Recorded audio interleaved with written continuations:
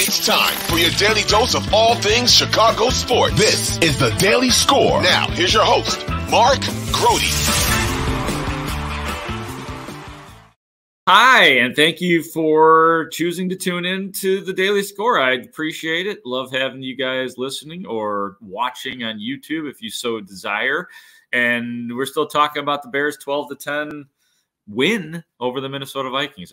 There's been a couple times today, the day after the win, that I have nearly said lost because 75% of the conversation is still negative about the game, and the offense only coming up with 3 points on the 4 turnovers, the Justin Fields fumbles in the fourth. I mean, the pass he made too was great, but those things, I guess Justin Fields has not earned the benefit of the doubt as of yet. You can't just look at it as the Bears won, move on.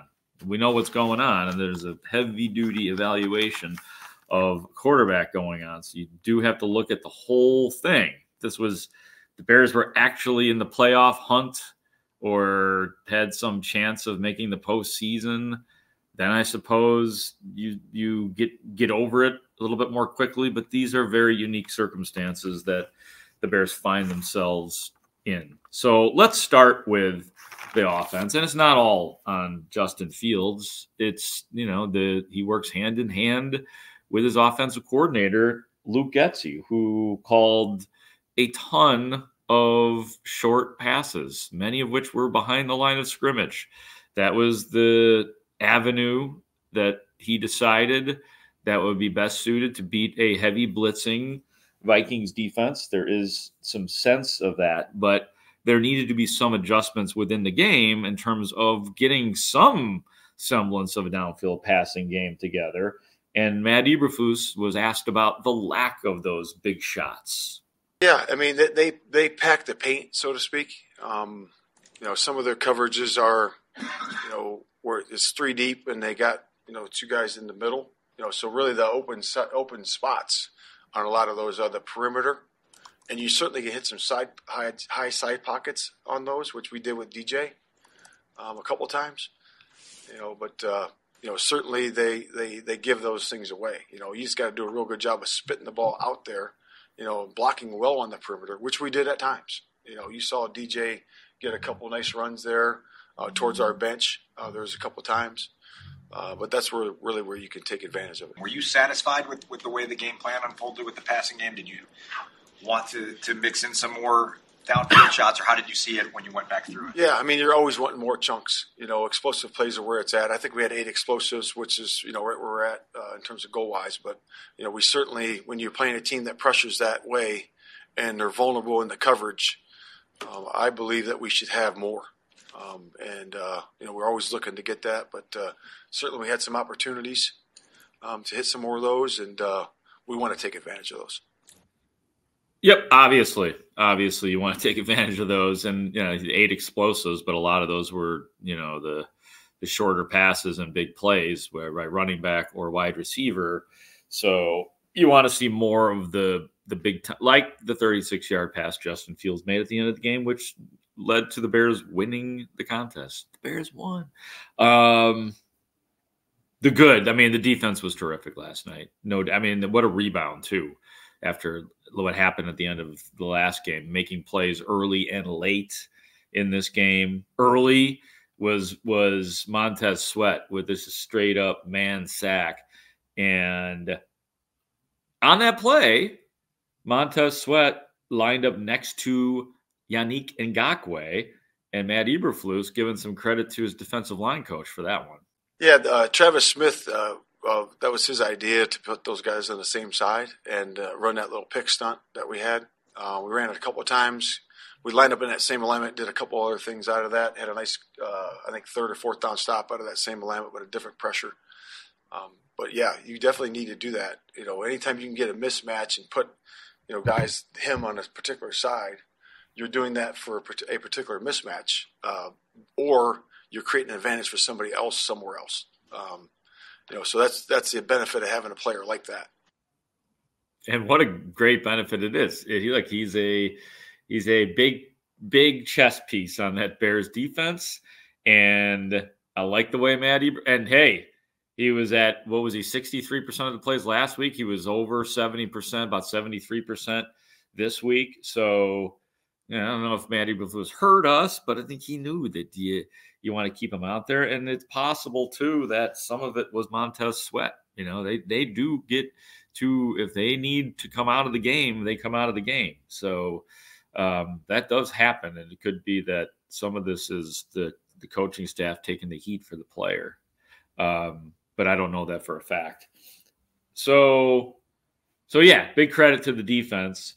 Here's another one, the Jaylon Johnson interception, which was a great interception, goes up and gets it, goes up high to get it, I should say, and two hands grabbed it, hands reception, and then you had the subsequent busted drive after that, which was just horrific. You had the Kyler Gordon taunting, a couple of penalties on the offensive line, and all of a sudden you're punting after this really jubilant moment and really moment of the game in the second quarter, but one of many that the offense did not take advantage of. But Matt Eberflus was asked about that Jaylon Johnson pick.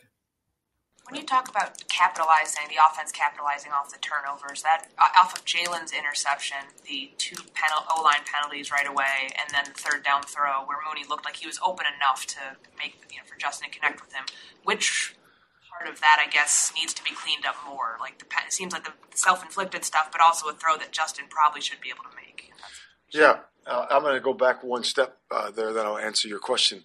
The interception should have been, a great return. And we gotta really do a good job. The guys did a good job. We know that's a wall return up the numbers, and really good block by Eddie Jackson on the intended receiver. Everybody knows that you block the intended receiver first, right? And he did a really good job with that. And there's a couple other blocks. Maine was in position. Brisker was in position for that wall return. And Jalen's got to just take that thing right up the sideline there. You take it up the numbers, so you have the ability to bend it and have more space. You got that yards from the numbers to the sideline to really create more space for yourself. So that's number one, and we should have it in a better position for our offense. And then to answer your question was, it's not what you want, of course. It's disappointing to be able to move backwards. When you have that. And we have to capitalize on that momentum and those situations where our team has built momentum, and we got to seize the momentum at that point. And that's either, obviously we want touchdown first and, field goal second. And to have negative plays by either a TFL sack or penalty is not desired. Of course.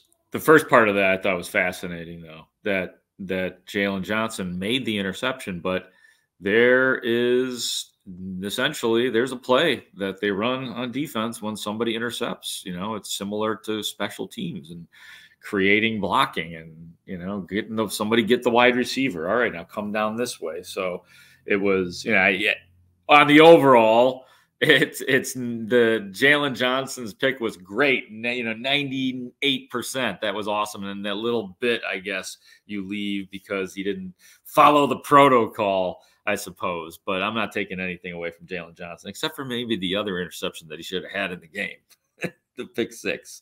And hey man, you want your money. You gotta catch those balls. Last thing, and it's those deadly fumbles by Matt Eberflus, by Justin Fields in the fourth quarter. Matt Eberflus will talk to you and try to give you his best on what happened on each of those occasions. Yeah, the one was what we talked about earlier, was the one protection. Roshan came across to block the edge, and I thought he could have been just a little bit more poised back there, a little bit calmer in his demeanor. He felt the pressure, and that's really a function of the protection a little bit, because Roshan, like I said, needed to be firmer on that side, blocking the edge, and he stepped up right away. Like I said, he had two hands on the ball. I thought it was a good play by the defensive end to strip it. So that was that one. And then the second one when he took off to run, I thought it was a good decision. take off to run. There's a huge gap in the middle of the defense and a lot of space, for the situation. And as he gets into traffic, he's got to put his clasp pen over the ball. And he didn't do that. And I thought the defender made a really nice play. He put his hat on the football, and it came out. I agree with Matt Eberflus on the idea that was a good decision. Like I felt, despite having seen, the fourth quarter fumbles and picks from Justin Fields, I was like, yeah, this is where you use that. Now we got something. However you want to talk about Justin Fields and the run-pass ratio and all that. I mean, that was a bigger deal last year, obviously, with what he was doing. When it's crunch time, it's our best guy against your best guy, and Justin Fields do a run every play if that's what you need to do to win a game. So I was good with that, but obviously the fumble was bad. But the Bears win, and that is where we will leave it. The Bears beat the Vikings 12-10, as I told you guys yesterday. They are on their bye, don't have another game until Sunday, December 10th, and that is when the Detroit Lions will be here. Just a good old-fashioned noon game on that day. Thank you for listening and watching the Daily Score. For our executive producer, Ray Diaz, I am Mark Grote. Take care.